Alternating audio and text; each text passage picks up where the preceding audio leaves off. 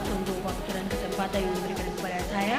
Di video kali ini saya akan membahas implikasi perkembangan anak dan remaja pada pelayanan anak dan remaja di gereja.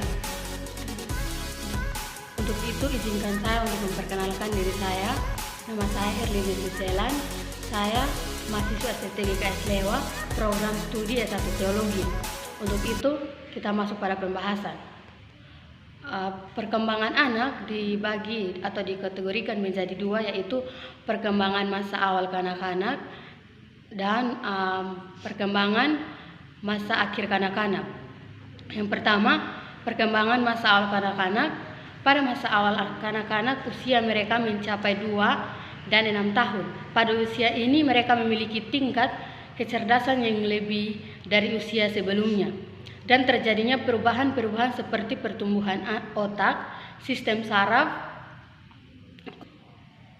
organ-organ indrawi, dan pertambahan tinggi dan berat badan. Masa ini merupakan masa prasekolah, di mana anak umumnya masuk kelompok bermain dan taman kanak-kanak. Pada usia ini, anak menjadi bertambah luas keterampilan dan penguasaan dalam bidang fisik, mental, emosi sudah lebih meningkat. Pada masa ini, anak dihadapkan pada tuntutan sosial dan susunan emosi baru.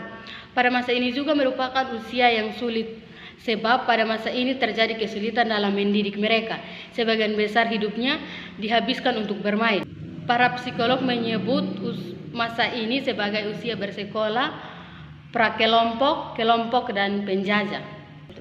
Yang kedua adalah perkembangan masa akhir kanak-kanak, merupakan masa di mana anak memasuki usia sekolah dasar.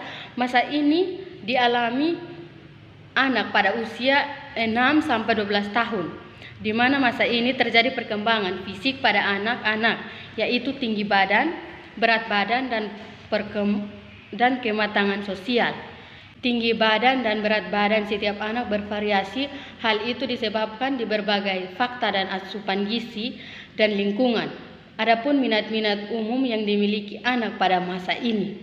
Yang pertama, penampilan, di mana seorang anak melihat teman atau teman sebaya yang memiliki penampilan atau pakaian yang berbeda dan baru, dia akan ingin mempunyai seperti temannya. Namun ketika kita memberikan dan tidak sesuai kehendaknya atau kemauannya, dia akan merasa kecil hati atau bersedih dan menangis. Masa remaja dimulai dari usia 12-18 tahun. Masa ini merupakan periode penting karena masa ini remaja mengalami kematangan atau peralihan transisi anak-anak, perkembangan fisik yang cepat, dan perubahan sikap. Dalam masa ini remaja mengalami kematangan seks. Perubahan sikap adalah tingkah laku atau gerakan atau tampakan atau yang ditampilkan dalam interaksi dengan lingkungan atau orang lain di sekitarnya. Berikut adalah minat-minat remaja. Yang pertama, bepergian.